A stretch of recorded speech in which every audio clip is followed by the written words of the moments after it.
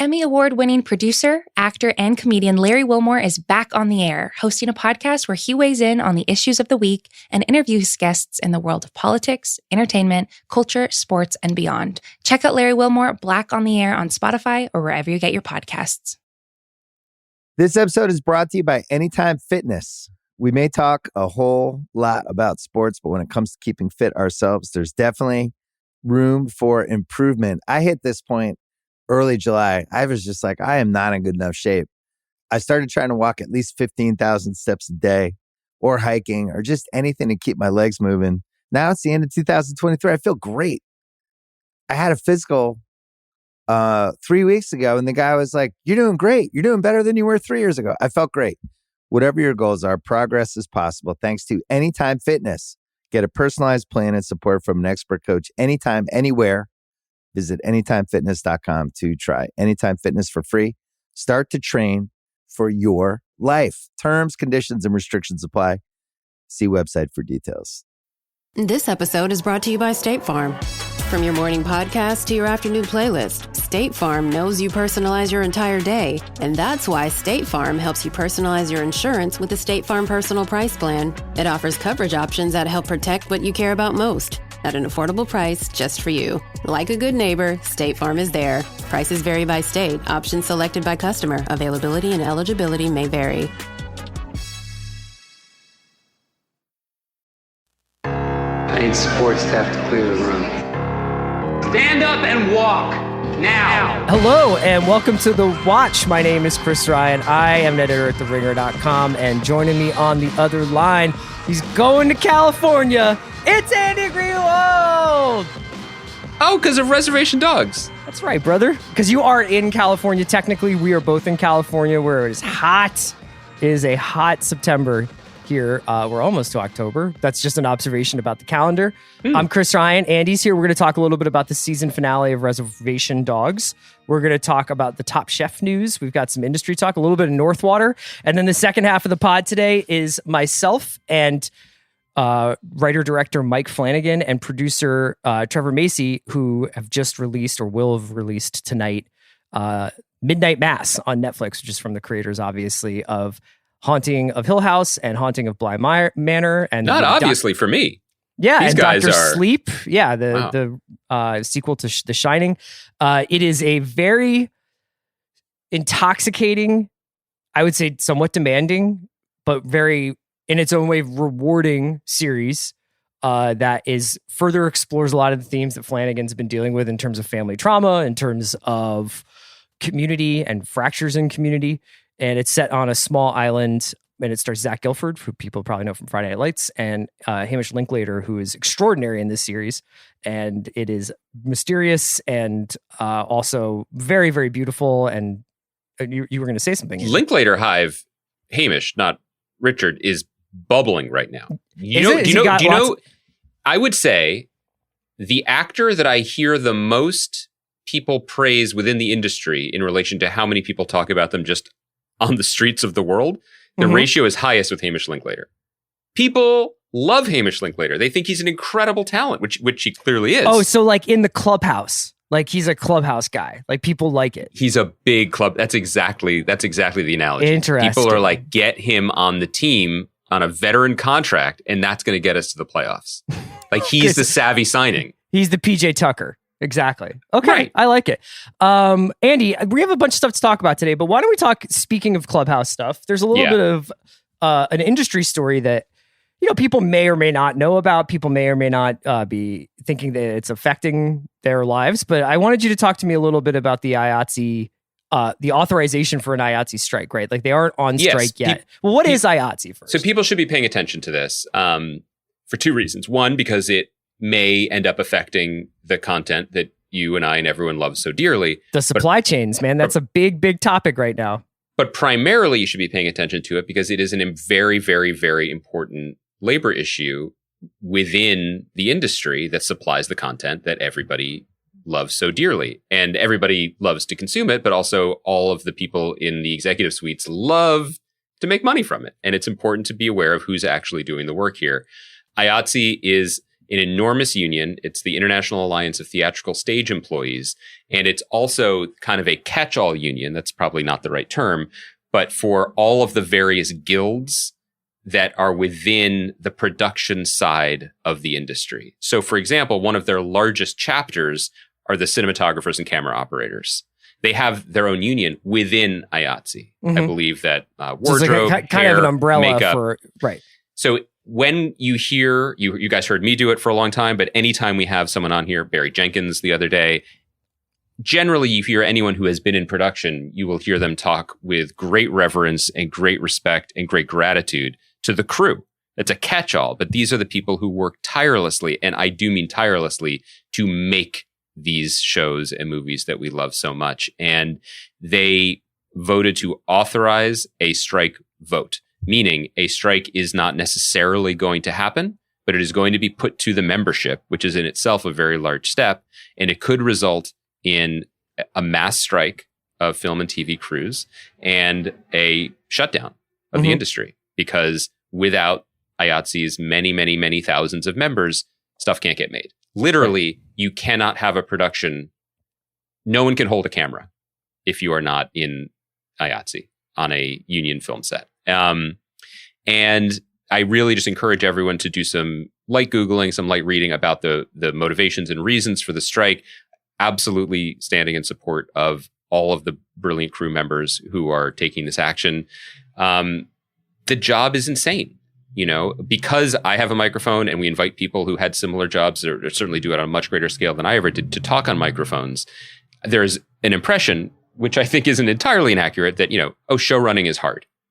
Yeah, it's super hard, but it's not hard like wake up at 4 a.m. every day for 14 weeks and haul cameras in the desert hard.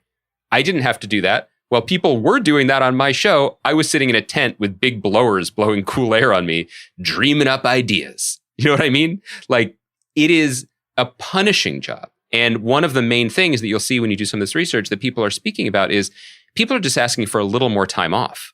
There are these punishing turnarounds where you may start the week on a Monday. You used to talk about this a little bit with Briar Patch, but the basically the Fridays into Saturdays, or the Fraturdays, is that what they call them? Yeah. Yeah, you start, basically the clock resets every week because you get a certain amount of time off on the weekend. So your call time on a Monday, when I say your call time, I'll say my call time on a Monday might be 6:45 or 7 a.m. That means certain lighting guys and riggers and stuff, they're getting there at 4 a.m., 5 a.m. And then there's a 12-hour day and a turnaround. If you run a little bit late, that pushes the next day's start from 12 hours from when you wrapped. By the time you get to Friday, you may have a 2 p.m. call time to 2 a.m. And again, if you're working on a crew, that's 2 hours before, maybe 2 hours afterwards. I mean, we finish a scene with 8 picture cars. Picture cars are the cars that you use on picture. And we're like, great, good job, everyone. And the actors and the writers and producers and everybody go home. And then someone has to drive those cars back. Someone has to shut down the set. Or assistant directors who are helping keep the set clear and clean and getting people where they need to be are standing. They're just standing in the desert for the entire day of shooting. And maybe they get a bathroom break. Maybe they get a short lunch. What the IATSE members are asking for is a little bit more time. And considering the massive explosion in production and the massive profits being generated from them, it does not, to my layman's eyes, seem like an unreasonable ask. I mean, the crew makes these shows. They deserve to be treated fairly. Can I ask a question that maybe you don't have the answer to? Yeah. How much of an issue has sort of arisen out of the fact that there isn't really an off season for television? There hasn't been for a while, but more now than ever. I mean, we were talking about this with the Emmys where, you know, should the Emmys move to January, or Sean and Amanda talking about this? Should the Emmys just go into a catch-all award season at the beginning of the year and make the eligibility window January to January or whatever it is, or January to December 31st? And I was, you know, one of the reasons why the Emmys is when it is because it's supposed to be at the kickoff of the fall season when all the network shows come back, as they are. And you and I have not talked about nary a one. Even I saw Seppenwall kind of saying, this is like the first year where I'm basically not going to acknowledge like these network shows. I'll keep an eye on them, but there's, you know, this is not what television is anymore. And I was curious whether or not the constancy of production through summers, through like all go, no stop, has had a trickle down effect to where it's really affecting these crews in a way where they're not getting like, hey, I worked from August or September until May, and now I have a couple months off or a couple weeks off at least. I can't speak with any confidence or accuracy about like how life has changed for a transpo guy over the last few years or whatever. Mm-hmm. But what I can say, and I think this is generally true for all facets of the industry, is that the way TV has changed and the way that we deliver it and consume it has changed, had a transformational effect on careers and jobs. And from a writing perspective, it used to be if you got a gig on a show, that was your job for the year. You were making 20 episodes, and it went on a recognizable schedule that was like late summer until early spring. And then you had kind of a summer off, and then it was almost like on a school schedule, which is what the TV season used to be on as well. As seasons and productions have gotten shorter, the need to have multiple jobs has increased. That's true for writers. That's true for DPs. That's true for ADs, everybody. You cannot make enough to live on by doing one 8-episode show once a year. And, also, if you do one 8-episode show, or in my case, a 10-episode show, no guarantee it's coming back for 10 more episodes. You can't just like bank on it in the future. That's another thing that's sort of been changing is like the resistance to really having things that go more than 3 or 4 seasons anymore. I think the other thing that's worth keeping an eye on is, well, what did it mean to be the second AD on a quote unquote demanding TV show? Well, 25 years ago, and I'm not belittling how hard the job always is in any context, but 25 years ago, that might have been being the second AD mostly on the CBS Radford set of Chicago Hope or whatever for 20 episodes. So you're on set, you're on stages, you're indoors, it's more controlled and predictable. As TV has gotten more adventurous and also more cinematic, what it could mean, the same job with, a scaled up for 25 years or whatever, but the same pay, second ADing a show with cinematic aspirations in the middle of the New Mexico desert in the summer. It's just a fundamentally different experience. And then if you bring in a film director, David Fincher is directing like David Fincher, whether it's for Netflix or whether it's making TV for Netflix or whether he's making movies for Netflix, he's still David Fincher. He's an unfair example because I think that from what I've heard, he treats his crew very well. But what I mean is, infamously or famously, he'll be like, take 35, let's go. Sure. Yeah. That probably means that if you're the one banging the slate, with a little like 3, 2, 1, the sandwich board thingy, you can't take a bathroom break or get off your feet, and there's a trickle down effect from that too, because if you are a second AD and you're pregnant, it might be more challenging to be on your feet for that much of the day. Or if you have other issues or other things going, pregnancy isn't an issue, but if you have other circumstances that you're bringing to work that day, which is reasonable within a workplace, where's the wiggle room for understanding and for empathy for that? So it's too big of an issue, I think, to speak about, in capsule form or even glibly, but I hope that by talking about it here, we can draw some attention to it. And I hope that people will continue to pay attention to it because, everybody in the industry, no one takes more pride in their jobs, in my experience, than the crew and IATSE members who make the stuff. And, no one gets less recognition for it. And at the very least, they should be treated well. Yeah, we'll definitely keep an eye on it. Let's talk a little bit about news that hits close to home in terms of our shared interest, which is Top Chef. Obviously, Andy and I spent this last Portland season, we recapped episode by episode and had a great time doing so, and sort of marveled at Top Chef's ability to mount a production really in the darkest days of COVID. They were shooting last fall, I guess they shot? Late summer into fall, yeah. Yeah, late summer into fall, under obviously like pretty like socially distanced, quarantined, bubbled circumstances. They've announced the new season. It's going to be in Houston. I think it's going to continue with the all-star judging panel model that they had. Is that That's correct? So I think I expressed some like, I like it, but I don't love it the way I love like the consistency of past seasons in terms of the judging. Like, I think that there are certain things that are objectively obvious, like when somebody screws up a dish or somebody does something wrong with a preparation. But like, I kind of enjoyed the baseline of Gail, Padma, and Tom with maybe another person sitting in, as I understand like when Tom reacts to something or when Gail reacts to something, like this is kind of consistently what they're looking for. It's almost like watching like an NBA ref. I have ones that I like and ones that I dislike, but it's like, I don't expect them to get everything right. I just sort of like, there are there are guys that I appreciate the way they call the game because it allows the game to flow. You know, it's not necessarily that they have the objectively right viewpoint of NBA basketball. It's just like, this sort of suits my eye. For Top Chef, like I don't get to taste this. In? Let's be honest. Chris was always a Tim Donaghy guy.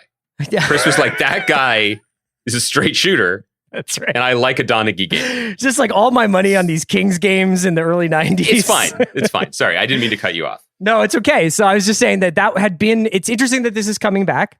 I also really enjoyed a lot of the personalities that kind of blossomed over the course of the Portland season. So that's exciting. The bigger story here, I think, is Houston. Houston is a place that I think is perfectly suited for Top Chef, and especially these newer iterations of Top Chef, which I think are really tearing down the barriers between what we consider fine dining and what we consider casual dining, or maybe what we consider, you know, like traditional Top Chef preparations versus like cooking with heart, cooking with soul, cooking with your story in mind, whatever those terms may mean to you. And so I'll be completely honest, like a lot of my understanding of the Houston culinary scene comes from probably one of the best episodes of TV I've ever seen, which is the Bourdain episode about Houston. Shout out to Slim Thug, who makes an appearance in that episode.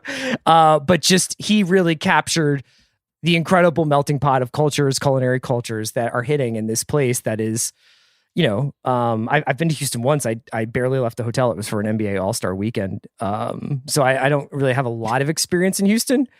Other than weirdly, Chris was wearing a wire to meet with Tim Donaghy during All-Star weekend. It's a longer story. No, I just sat in a hotel bar with Jacoby for like 2 days. Sounds great. Few people better at sitting in bars than Jacoby. I have a lot to unpack there, and I agree with what you're saying about Houston especially. Can I just briefly, let me put on my Seth Rogen at the Emmys orange suit and just say, glad Houston came through. I think their first choice of Top Chef Manaus, clearly for production reasons, was not feasible. Top Chef Jacksonville, you know, similarly off the table. It's bold AF, because we're talking about, they did film last year during COVID, like during a pre-vaccine era. They also filmed in Portland, where I believe 50% of the citizens were wearing masks with birds on them years before the first case I thought you were making was an identified. Antifa joke. Oh, you want to redo it? I'll circle back. So going to a state that I have a lot of time for and a lot of respect for, that does have high numbers right now, is bold. Yeah. They think, they think they can handle it. And I actually am fairly sure that they can. I am so happy that they are filming in Houston, genuinely, from perspective of food and culture and honestly of America. Few cities, a lot of it based on the Bourdain episode, a lot of it based on just, you know, reading about restaurants and where food culture is going, and meeting chefs I mean, this is where we're at with our TV friends, but like Dawn, who was a favorite of ours, and also mirrored our journey of being from Philadelphia, going to the Olympics, my journey, less Chris's, and then falling in love with Houston. For archery, for you. Yeah. Yes, for archery. Few cities, I think, more emblematic of where food is going in America than Houston. It's so exciting. And they did do the Texas season, which already I feel like, fine, just go and focus on one place. But as I was reading about this, I think they skipped Houston. They were filming mostly in Austin, and they went to Dallas, and went to San Antonio. But they did not really engage with Houston in that season. So couldn't be a better choice. Very excited about that. I think, to your other point about the judging panel, one thing that the last 2 years of Top Chef has taught us, without question, is just how nimble they are, and what smart watchers of their own show the producers are. And so my guess is, and again, the facts on the ground, caseloads on the ground may affect this, but the fact that they are bringing back the all-star mentor judging panel, to my mind, does not mean that there won't be outside judges this year. I think the goal would be to integrate that successful thing that they learned from the COVID year and then open it up slightly as necessary. It also protects them, because if something happens day of, we're supposed to shoot with this incredible chef, or we're going out, somebody has to go into protocol, boats, right? We have guests and judges, and I think before, and we should mention the announced judging panel. And again, like, probably like last year, it will shift slightly or more surprises to come. But Tiffany Derry, who I think should have had a bigger part last year, she was so good on Top Chef Junior. Hung season 3 winner, I want to say 2 winner. Stephanie Izard recently from Chicago to Los Angeles. She opened here. Melissa's back, thank goodness. Kristen's back, thank goodness. Kwame's back. Sam, handsome Sam from season 2 making an appearance. Brooke Williamson and Claudette all listed as the guests. Brooke's in the mix. Did Playa Provisions open back up? I gotta check. Brooke is a Vail, and I'm here for it. Brooke also has a thriving show on Food Network. I mean, she does. She's. I don't think this is a secret. I follow Brooke on Insta. I smash the L's whenever she posts. Big supporter, big fan. But half her posts. So like, okay, her posts are like, there's 3 categories. There's here's my handsome husband and handsome son at one of our restaurants. Or sometimes in Montana, which she seems to have a place that she goes. 2, here's me with Kristen Kish, my best friend and life partner / Top Chef for Evs. 3, here I am with famed barbecue chef Rodney Scott and Carson Kressley, late of Queer Eye, on a ranch. Doing like a bit? That's the other show that she's on. Yeah. Okay. And I experience it only through her being like looking fresh in boots and like her and Carson Kressley. So it's working for her. It's great. I have not been to her restaurants. I can't say. You and Kaya think I could make or break her restaurant with my Insta influencing game. Kaya, have you ever been to Playa Provisions?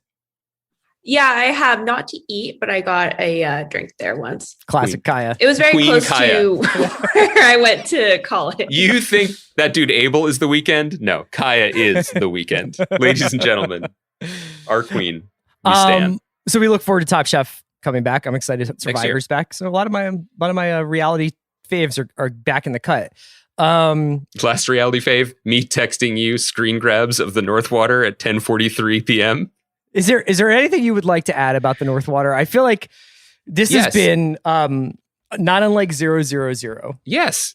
The people who I've gotten to get into North Water, who have gone on the trip north with me, they've come back different men.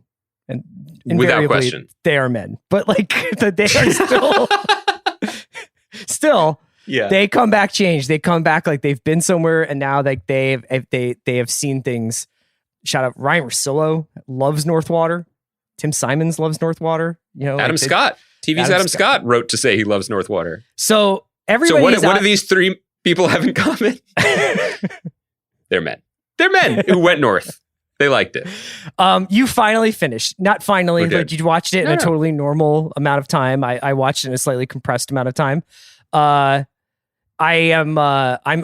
thrilled. I don't know if you wanted to have like a separate conversation where we don't spoil anything, but like, you know, I'm really, what did you think? Is it up there with the top shows you've seen this year? Like, I don't want to go too far off because I think a lot of people either haven't watched it yet, or, you know, you covered it and you had the director Andrew Hay and the star Jack O'Connell on the podcast a few weeks ago. I did. So there's no need to revisit specifically, just to say that I took my own journey north. It was a little bit longer than Dr. Patrick Sumner's, I think, but much less stressful in that I watched 2 episodes, took a couple of weeks off, went back to it. That's not necessarily ideal, but it really worked for me. I really enjoyed the show. Usually when I say I admire something, that might be a red flag that I'm not, there's no effusiveness coming behind it.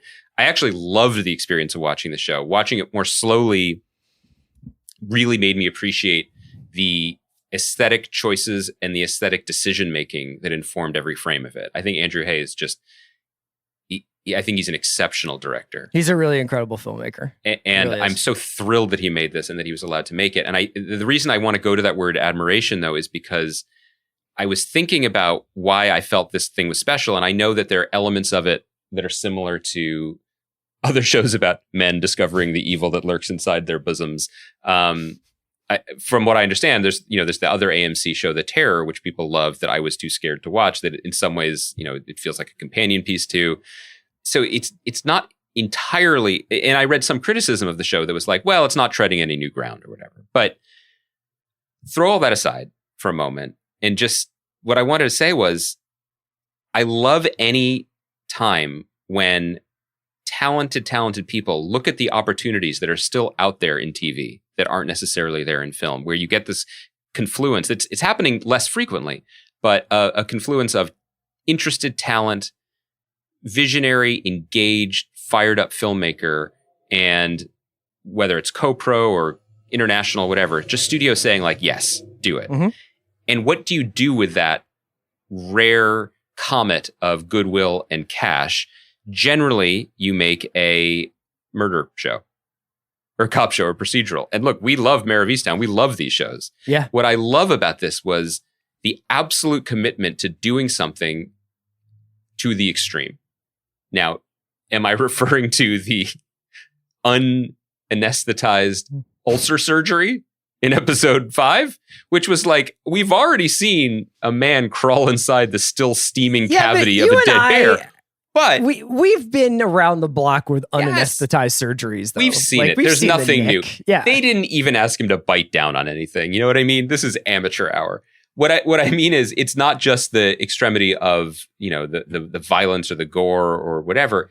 It's just that they took this story to the fucking limit, right? Mm-hmm. Literally, in terms of where they filmed it and the way that it looked and the places that it strove for in terms of beauty, madness, and horror on the edges of human experience. And 000, I think, had a similar cinematic goal. And I really admired the entire journey. I just thought Jack O'Connell is a tremendous actor. Yeah, Colin Farrell is our favorite actor. And then in the margins, say that Jack O'Connell actually makes it so that when there are several episodes that Colin Farrell is just not in, and Jack O'Connell actually never you never really think about it when you're watching Jack O'Connell. He's such a good performance that you forget, oh, Colin Farrell is giving like a Daniel Plainview performance, but I'm just transfixed by Jack O'Connell. And then in the margins, I mean, you have Stephen Graham and you have Tom Courtenay, who, you know, is a legend of the British screen in his 80s now. I didn't realize he's playing a rich person in Hull in England.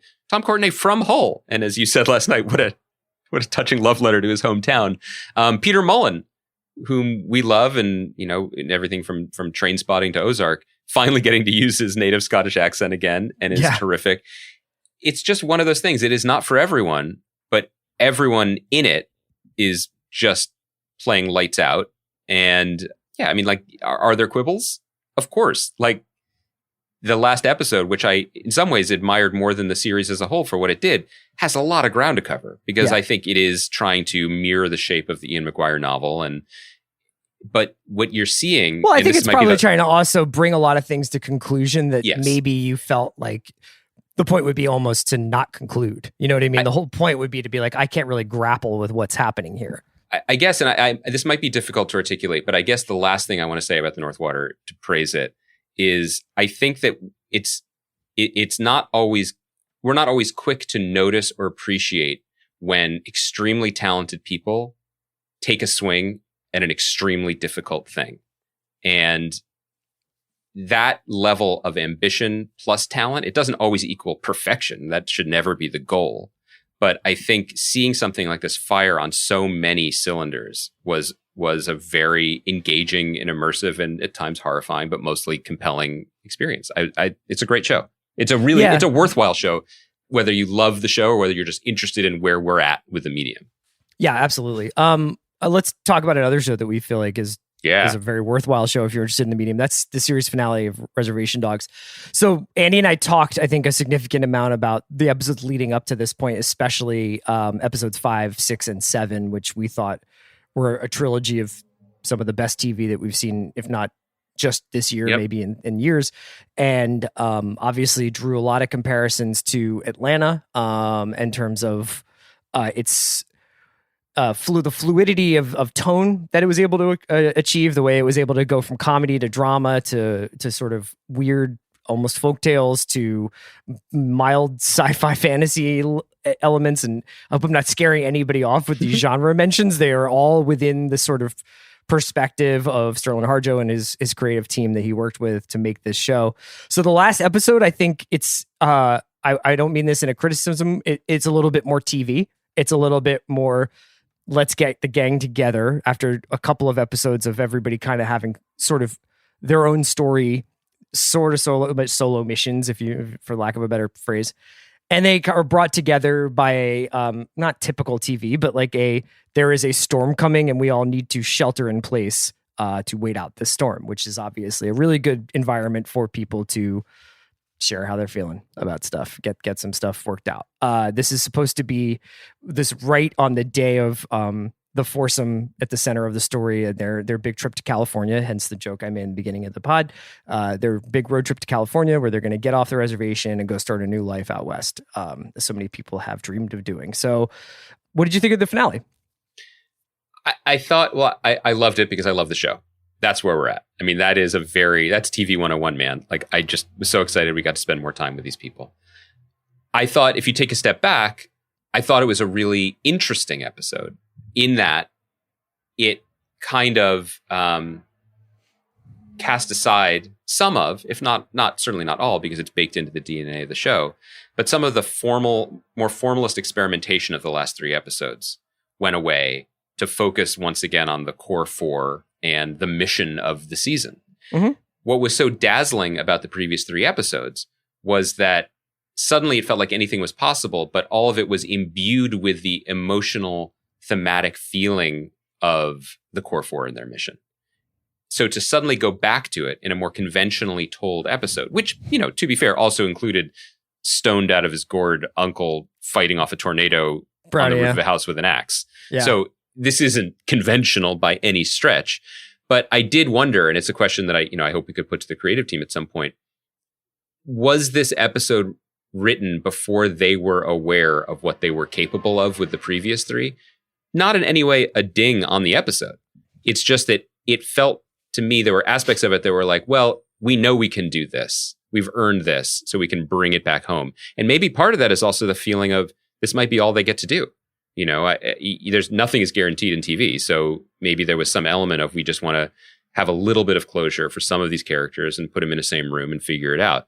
So all of this might be an overly thought out way of saying, I wasn't floating 6 feet above the ground at the end of this episode the way I was after the previous 3. But it's a testament to this foundation of the show that even if I am on the ground, I'm totally thrilled to be there. And there were some killer moments that we should probably discuss. Yeah, I just wanted to point out that the character of Willie Jack has sort of just become one of my favorite. This is what I wanted to talk about too. Creations of this TV year. We put a lot of emphasis, I think, or at least I do, because I think I remember creative writing classes on transformational change in characters, that somebody's supposed to go through a journey and start one place and wind up somewhere else. And I think that's often why, when you're watching an Apatow movie and you see the man child becomes the man, by the end of the movie, takes responsibility for himself. And I can take or leave some of those things. With Willie Jack, I really did feel like I was watching someone go through a different phase of their life without it being written. It didn't feel engineered to watch this person go from who she was in the beginning of the season to who she was at the end of the season. And so I thought it was just an extraordinary piece of writing, an extraordinary performance. And, she winds up being the wisest person on the show, pretty much. Yeah. Shout out to Paulina Alexis. A truly amazing performance and arc for the year. Characters introduced and you're like, this is the little pistol starter. She's trouble. She's funny and profane. And, that's enough for a show with many characters and a larger community to kind of try and figure out. What happens with that character over the course of the season is such a beautiful example of just good, smart, thoughtful writing. And yes, I don't want to put the performance elevates it. I don't want to make it seem like one thing is more important than the other here. But sometimes all it takes is just a decision. I'm slight digression, having a wonderful time at the moment reading T.H. White's classic Once and Future King with my older daughter. The definitive book about King Arthur and the Round Table and everything. And it just, makes it more psychologically complex and interesting.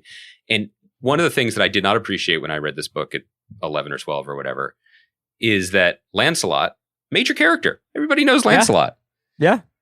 In T.H. White's telling, Lancelot is the greatest knight in the world. but he also is, in T.H. White's words, ugly and hates himself. It changes every single thing you know or think you know about a character who rides around saving maidens and slaying everyone in his path. It just reframes it, and suddenly everything's a little bit different. And Willie Jack is not exactly Lancelot, although maybe you could make the argument that she is some sort of dragon slayer in this world of the show. But to have the character that you think of as the comic relief be revealed to be the one with the most stable familial roots and, just in her bones, respect for and love for her family, and have that be a source of humor too. I mean, giving her dad, and we did this last week, but shouts to John Proudstar, who's just delivering a wonderful performance as her father. Giving her dad a $50 gift certificate. The coupons, the coupons for the buffet at the casino because she remembers her parents' anniversary. Like it's all those little decision makings that are just little decisions that are a little bit off from what you expect, that set up beautiful moments like her speech in the church basement that is corny because it's supposed to be. It's emotional, and it's plainly emotional, and it's earned. And I love a show like this that allows you to catch or at least presume a glimpse of the creative process behind it, and then you see the dividends that it pays. Yeah, for sure. I mean, do you have much of a feeling of? I saw some stuff in some reviews that I was reading about speculating, like, will there be sort of basically parallel track stories? Will Jackie and Alora's trip to California be something that gets documented, or is it gonna, obviously we don't know, like they could start the next season and Alora could already have come back. Whether or not there needs to be basically a fixed setting for Reservation Dogs, or whether Reservation Dogs could be anywhere that these four main characters wanted to go.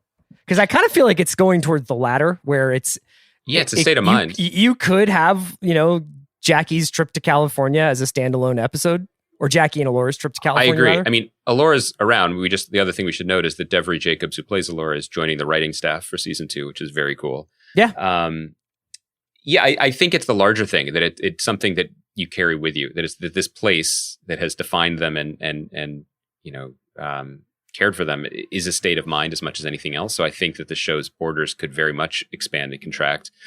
I think this is a good problem to have. But my other takeaway from the season is, they've learned now, maybe like Atlanta learned or assumed after its first episode or two, the device of 4 kids wanting to get out of this place, you don't need it. They can go, they can come back. There's plenty they leave behind. You can make a whole episode about White Steve, why not? There's so much here. I think that the good problem to have is, where do we go? How many of these do we chase down? Like Zahn McClarendon's performance as Big, as the cop, is one of my favorites of the year. One of my favorite characters of the year. I didn't know shit ass was like that common a phrase. Maybe it's not, but I think it's coming back. But it's now just after Matt Saracen's grandma talked about it. Yeah. Oh, right. It's such a great character and performance, and so weird and odd, and like, give me more of him. Sure. Give me more of Bear's mom and her dating life. I mean, there's so many avenues to go down. It's the best place for a show to leave us in the off season. And I guess the only question, and this isn't even a question, this is concern trolling of the highest order. It doesn't really matter. I mean, I've done the character of Cheese, first 3 episodes. I'm like, yeah, there's the 3 Reservation Dogs, and then this guy. I love him. Like you just become totally enamored. He's a light of these horseman people now, man. And they're just capable of so much more than I ever would have assumed after the beginning of the show. How much more Mecco and Most do you want, though?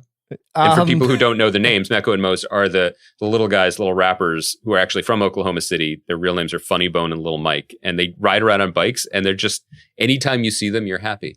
Yeah, it's a great Greek chorus trick, is to have those guys like always around and just kind of updating us on what else is happening around. It's great. That's the concern troll, is just like, how do you find what is the true north of your story, and what are the things that help you get there? See, I'm not even worried about that, just because of what 5, 6, and 7 did. Yeah, I'm like not worried maybe, either. Yeah, maybe they have like, there's other, obviously like the thing we thought that the season was about was them going to California. The thing it's really about is them grappling with Daniel's death. So what's the kind of A and B of the next season? But I'm have 100% confidence that they'll figure it out. Yeah. Also, just, the idea of people wanting to get out of a dead-end town is an extremely old trope in film, TV, pop songs, everything. It's like most of music, yeah. It's worth noting, and maybe there's a parallel to be drawn between this show and The Killer's new album. Who knows? But Sterling Harjo, in interviews that he's done, talks about the fact that, he went to the Sundance Labs early. He spent time in Los Angeles, but he's never left Oklahoma. Like, we're talking about a show that is flirting with that trope of they need to get out of here, but it's actually about people at an age when they are maturing into the awareness that there is value here too. And so I think ultimately they are not going to leave for whatever that means and whatever else they can turn it into and evolve to become. I think that's exciting. I also, just since we're doing a little writer's room gossip, there was a big expansion of the writer's room. You can read about it if you Google or check the trades, but very happy to see Dallas Goldtooth, who plays the warrior, who had a great performance in the last episode. He's joining the writer's room. I mean, it's just cool. It's just cool. These different voices coming into the show that could. It's cool. It's just like a whole new squad. In the same way, like when TV shows are a manifestation of an actual creative community, like in the same way that Atlanta was, in the same way like It's Always Sunny was. I mean, when you get like a people who are obviously a crew who have made this show, it can just go anywhere, and you just feel like you've just stepped into a whole new library of books to check out. I feel like that's what Andrew Hay felt too with the Northwater, where he was like, I can show you seal slaughter, whale slaughter, or bear. Yeah, it's or ulcer surgery. So knives can go in a lot of different things. You know what I mean? It's funny. Speaking of the sort of the creative community thing, that kind of leads me to Midnight Mass, which you're going to hear my interview with Mike Flanagan and Trevor Macy next. So Mike Flanagan has obviously been making some of the most unique television on air anywhere, streaming or otherwise, for the last few years. He started. He's a really, really excellent horror film director. He's made the Ouija sequel was one of like these really underrated gems. Hush. He's just Gerald's Game. He's made a bunch of really great horror movies. The Dr. Sleep was his sort of entree into I guess IP, getting into the Stephen King Kubrick world. But over the last few years, he's made now 3 series for Netflix that are so they're essentially like auteurist TV in a lot of ways, in terms of their tone, in terms of their pacing, in terms of how deliberate they are, in terms of the way that they sort of calibrate bringing in scares. It's a very unique vision of horror. I wouldn't necessarily say horror is besides the point, but he is clearly interested in certain ideas about family trauma, things that pull families together and break them apart, and memory and community. And so each one of his shows are basically about the same thing with different executions. Midnight Mass is probably his most, I would say, like adventurous or breathtaking example of this work. And I really don't want to say too much about it, because there are things that happen in Midnight Mass that I think would be great for people to just experience on their own. So that is a weird way of saying, if you don't really care about spoiler stuff, I would just go ahead and listen to this interview. If you want, just kind of keep an eye on the fact that I did this interview. I wanted to have it up because with Netflix stuff, people might watch it this weekend and be done. And, I wanted it to be up there. So I do talk with Mike and Trevor about things that happen in Midnight Mass that you may enjoy just finding out on your own. There are twists. There are spoilers that are talked about in the interview. I tried not to get into super, super minute detail so that if you have a different tolerance level, you can do that. But yeah, so coming up next is my interview with Mike Flanagan and Trevor Story from. Did you talk about the whole series? We did, although I did not talk about. I didn't really get into like super fine detail about what happens in the end. At the end, they all go to California? They do. Yeah, it's great. They actually live right on the same street as me.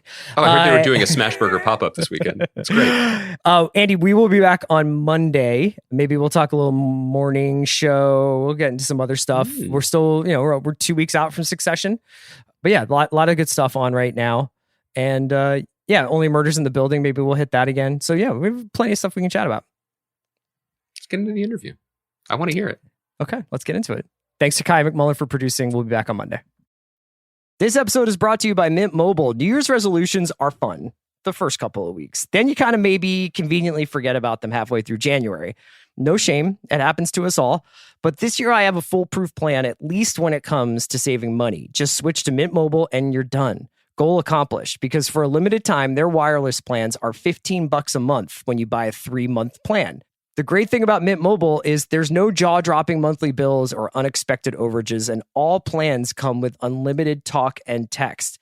Get this new customer offer today at mintmobile.com/watch. Additional taxes, fees, and restrictions apply. See Mint Mobile for details.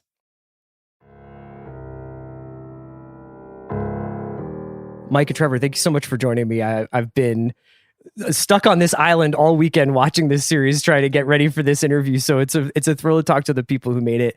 Mike, why don't we start with you and with the germ of the idea? Because I know that this is something that you've been thinking about and working on and toying with for quite some time. I'm curious whether or not the idea for the show almost predates the idea for the show, in the sense that, like, were there these things that were inside of you that you had been toying around with for maybe longer than you've been a filmmaker? Because it feels like a really personal story. That's, I mean, you said it. That's very, very much it. You know, I was raised Catholic. I was an altar boy. A lot of the ideas that animate this show are from when I was a kid, and to the point that I don't even remember exactly when this started to come together as anything. I do know that I had started it initially as a novel. And had written a bunch of that, and then it had gotten away from me. And then I tried it as a screenplay, and I first showed it to Trevor. I know I had worked on the screenplay before we made Oculus, because I handed him like 150 pages of it before Oculus. Well, we were in post for Oculus. We were in post on Oculus, yeah. And that 150 pages was barely to midpoint, so it was clearly never going to be a movie. But yeah, it's. This one, more than anything else, is very genetic for me. It's questions that have been in my head since I was a kid, and are still there today. A lot of which are unanswerable, I think. But yeah, this is a really big one for me. And Trevor, for you, I mean, I was curious whether or not, do you feel like this series had to come third in the order of series that you guys have been making, and that there needed to be lessons learned from Hill House and Bly Manor, and obviously the other collaborations that you guys have had, Oculus, as you mentioned, to teach you certain lessons, to learn certain procedures? What was it about when you guys decided to do this? Well, you're giving us a lot of credit, because in that we first pitched this in 2014 as a TV show, and it hit the ground with a thud, so we didn't get to make it. But I think, and you should speak to this too, like, in terms of craftsmanship, there's been a lot we've tried on for size since that you see in play here. And, I think, Michael speak to the evolution of his own worldview, but I think the ideas and the execution both are so much more fully formed than they would have been had we made this when we originally wanted to, that it resonates for me in a much more powerful way. And so, yes, I think is the answer to your question. I think it's like, I think everything else in a very meaningful way was leading up to this. Yeah. And I think, I think as well, to your point about not being quite ready for it when we first took it out as a pitch, there were a lot of ideas about religion in the very beginning of this when we started putting it together, where I hadn't yet really kind of figured out what I believed. Mm-hmm. And there was a lot in this about alcoholism and about addiction. But if we had made the show in 2014, we would have made it before I was sober. Yeah. And I wouldn't have really known a lot of what I was talking about. So yeah, I'm very grateful. Actually, we didn't get to make the show before now. I don't think we could have done it completely the way Trevor said. I think we also learned an enormous amount about television from The Haunting, and Hill House and Bly are very different animals and came with their very different lessons, but those lessons were very loud. And I think it's telling as well from an experience, level, that the experience we had making this show is by far the most rewarding and positive and kind of terrific production experience. We didn't have that with the others. And I think we had to find our way to it in a very specific order. I think I'm curious about what some of those lessons might be, if you don't mind sharing them, because it seems like this is your third one for Netflix, and it just feels like this is something that at this point I would imagine it's not become old ham, but okay, I can't do that. We can't expect to do this and make our day, or expect to do this and have it. Like, what are some of the lessons you learned going into this? Well, the production side of things, I'll start with that. Like, the production on the show was really defined by the pandemic. We were the first series up in North America. We started August 17th of last year, and we didn't everything we kind of knew about how to make a day, we had to throw out the window, because you had to, introduce COVID protocols, and, it was difficult to get into Canada where we shot. And it was, we couldn't make the same assumptions about bringing in crew or bringing in cast. And a lot of the, production techniques, because we've both been at that a while, we had to kind of throw out and relearn. But I think the more important, and we can talk about that more, because I think that from a crucible point of view, having us all in that situation really kind of bonded the cast and crew. And I think you can feel that on the screen in a way that I'm very proud of. But I think the more important lessons were those of storytelling and character, in terms of why it made a difference, in shooting it in 2020 versus shooting it in 2014. And we learned a lot about how to work with Netflix better, and how to anticipate, the reach of their audience is just extraordinary. And we know how to take advantage of that a little better than we used to. But I think you should talk about this.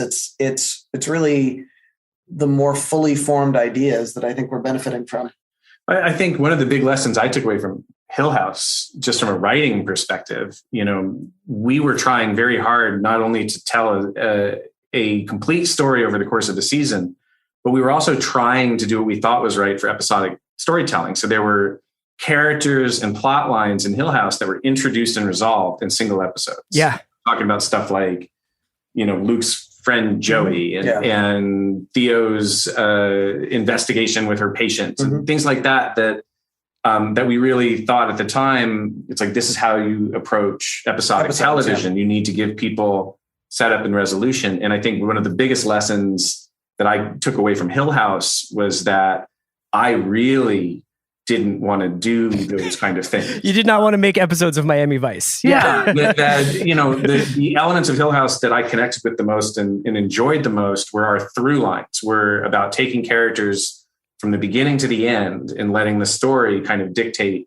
where it was going. So I think Hill House taught us how to trim fat in a way, to not pad out the story or not feel like you have to grow other branches to hold it up, but rather to make sure that the characters and the situations that you're creating are strong enough to hold it on their own.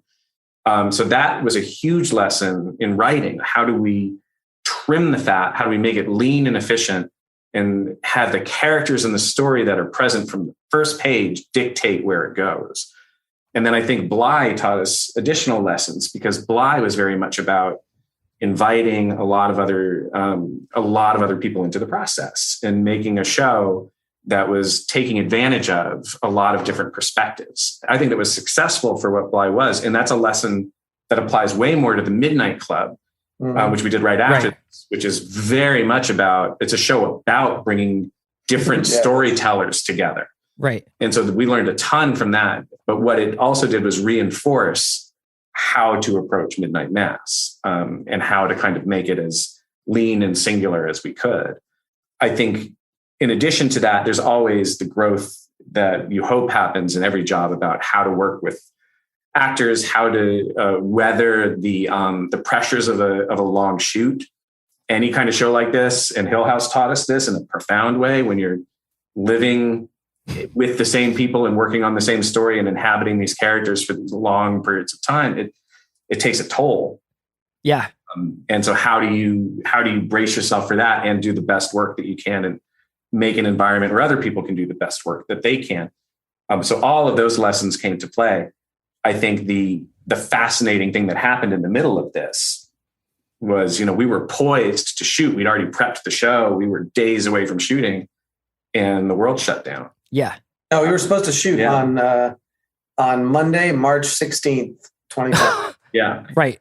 And on Friday, the 13th, we came, I think you and I got to the office about 8:15 that morning in anticipation of a meeting, ready to because you're vibrating a certain level of energy the last work day before you shoot. And by about 10:15, Netflix had decided to push pause on all of their North American production.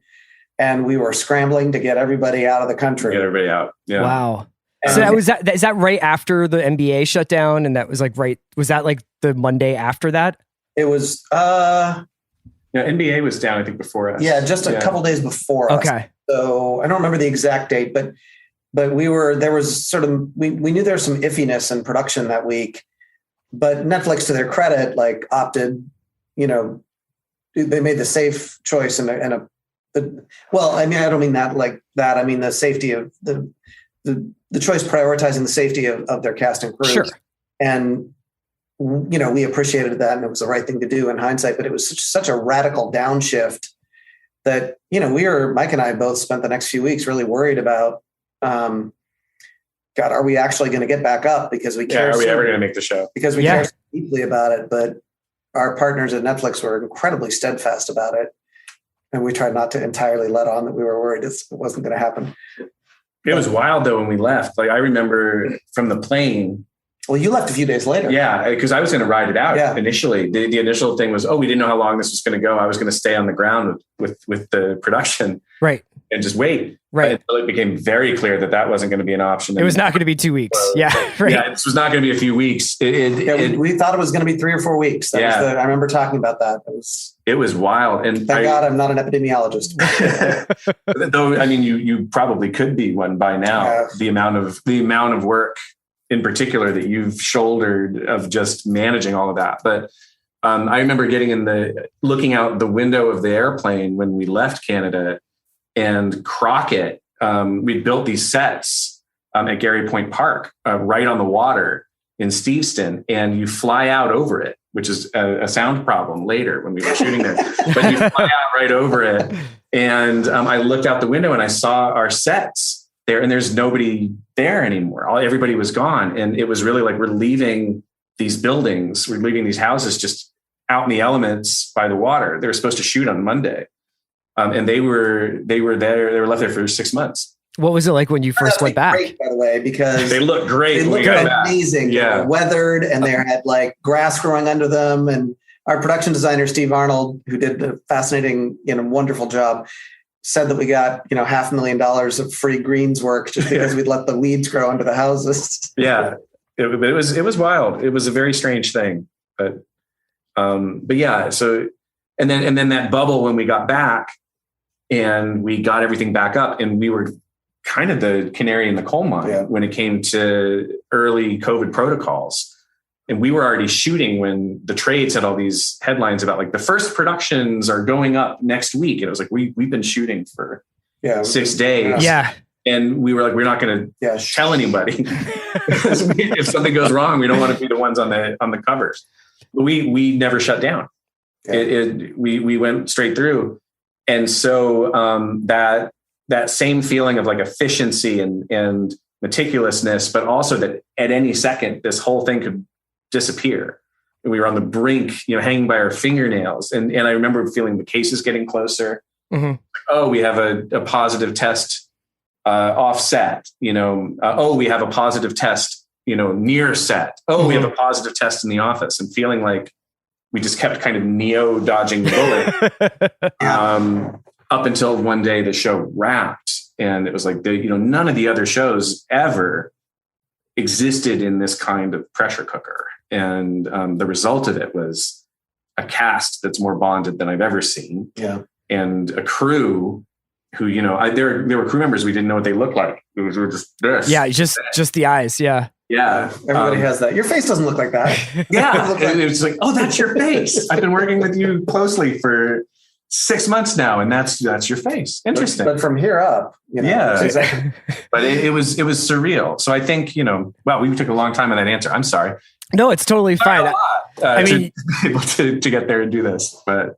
You mentioned being meticulous. I thought that one of the things that really leapt out at me, and we can get into some of the more specifics about the series now. So if anybody is thinking about trying it out and they want to just sort of hit pause here and then come back, and once they've watched it, it's obviously a show that plays its cards close to its vest for the first few episodes a little bit. I think close Mike Flanagan watchers may sort of have a sense of what's happening. It's probably not all going to be sunshine and roses, but I was just really amazed by the immersion into the kind of ritual and detail and minutia of mass, of the experience of going to church, and the almost like reverential, or maybe reverential is or isn't the right word, but like omniscient kind of dedication you kind of showed to like capturing that experience, both at the point where it can be an incredibly lonely one when no one's in church and no one's listening, and then when it can kind of border and tip into almost cultish behavior, frankly,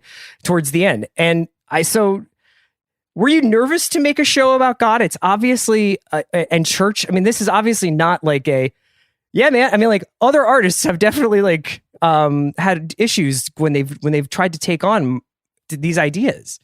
Sure. Yes is the answer. A big yes.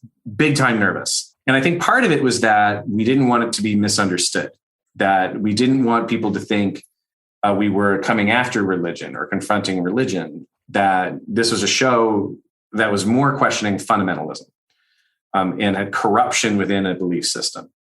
Now, the prism by which I understand that and by which I grew up is Catholicism. And so what you're going to see there is, yes, a very meticulous and respectful presentation of Catholicism, because I felt like if we're going to have any serious discussion about it, we had a responsibility to do it right.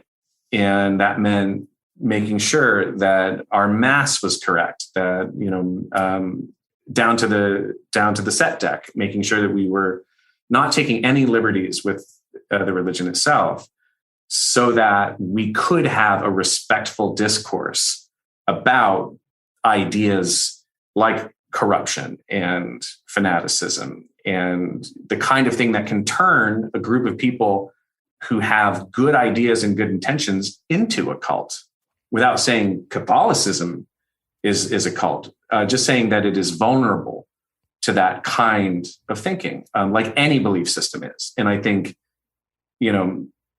we see it all over the world. We see how easily faith can be tipped into something else. We see it politically. We see it.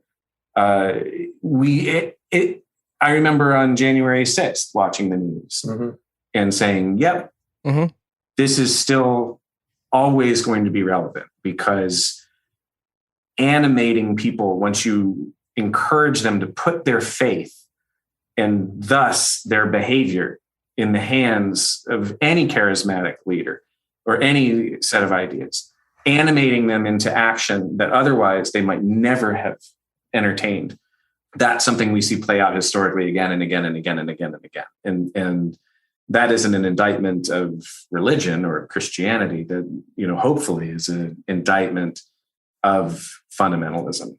Well, yeah, and there's going to be some perceptions about the show that that those who haven't seen it might harbor, right? And you could think of this as, or you could perceive this, let me say it that way, as anti-religious or anti-Catholic or anything, and it's not. It's really we really wrestled hard to provide a balance in the presentation and articulation of ideas that, such that we were not like, we're equally critical of everything. And there has to be a balance between characters who have differing beliefs.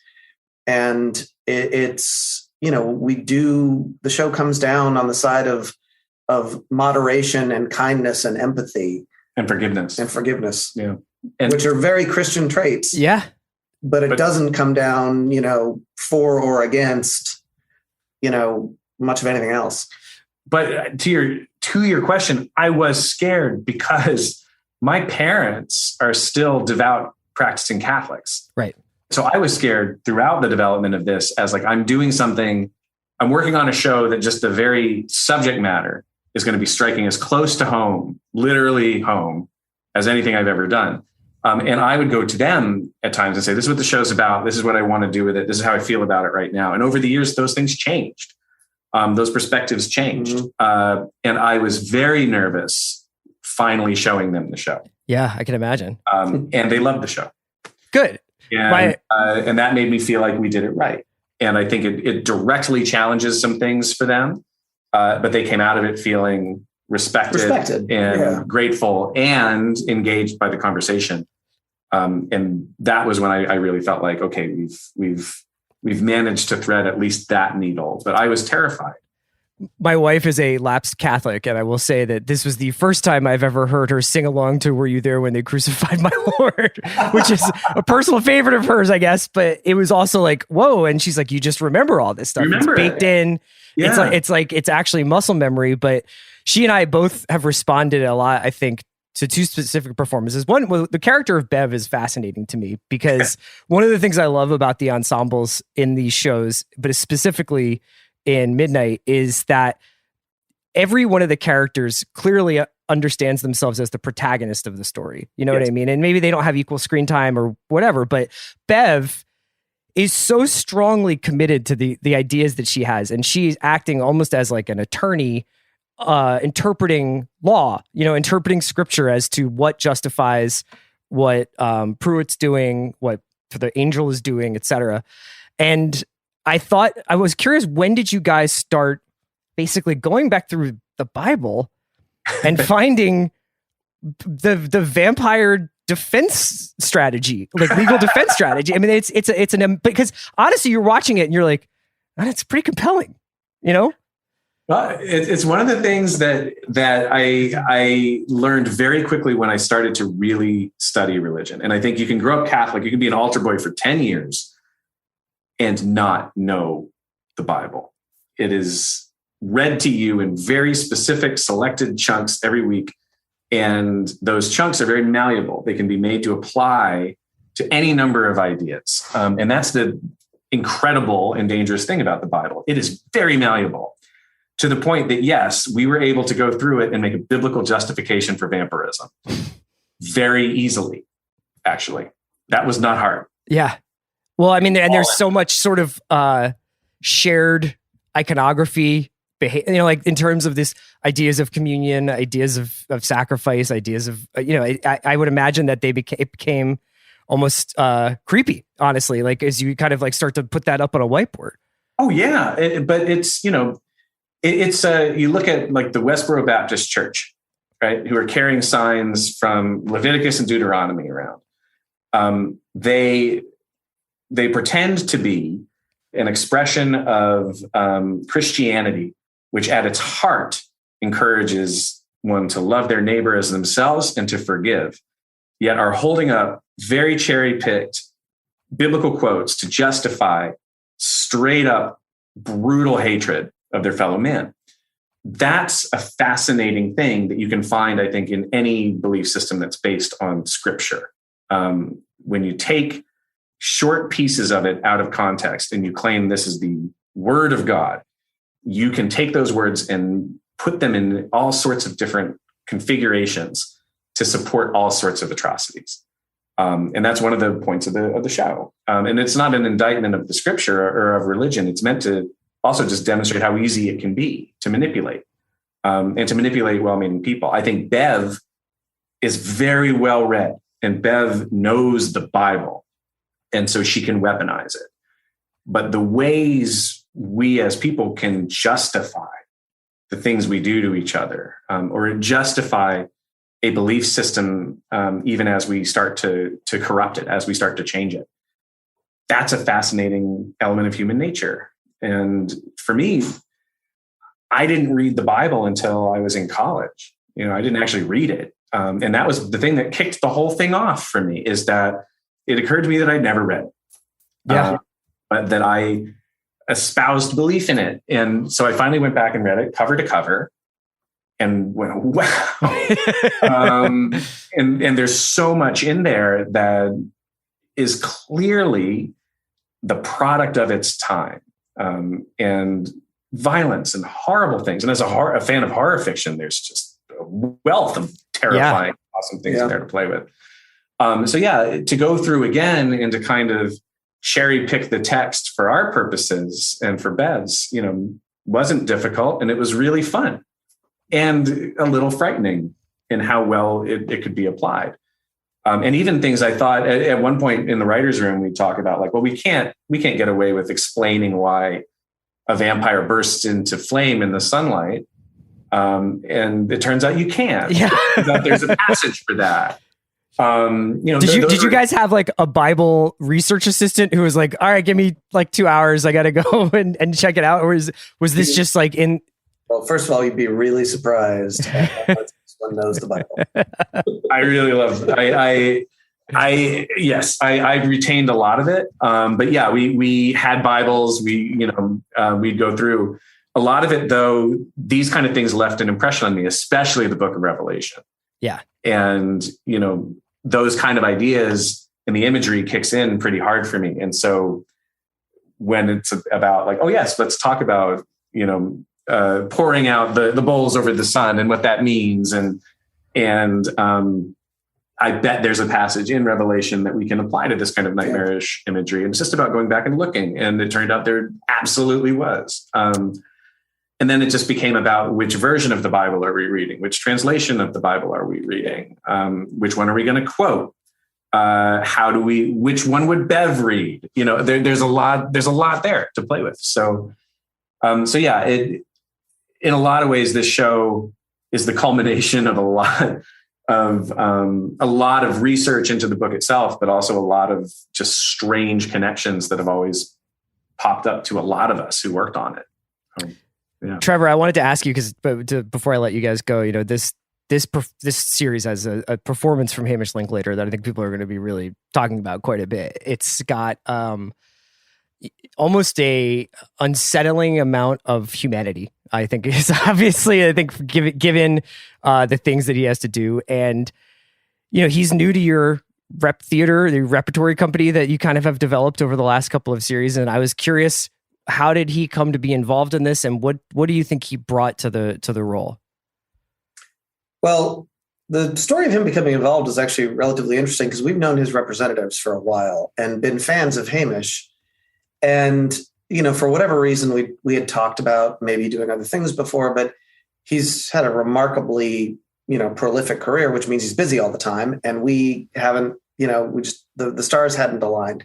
And then this came up and, they fought really hard for it. And, he took a real interest in Father Paul. And well, actually, I think, he did, but also his reps did. And to be honest, like we were not initially, he wasn't the first person we thought of. I don't think there was somebody in Mike's head when he wrote it. No, there wasn't. And so but there wasn't. So we didn't have it developed. We wanted X. It was pretty open. It was very open, but I think it's fair to say like, so no one was top of mind and therefore Hamish was not top of mind, but he fought really hard for the part. I mean, he has no business reading and he did. Yeah. He doesn't have to audition for things anymore. And hasn't for years, but he felt, but he did. He read the scripts and he felt so passionately about the role that he came in and, put himself on tape. And, first of all, you have to pay attention to that when an actor of his caliber is willing to do that. It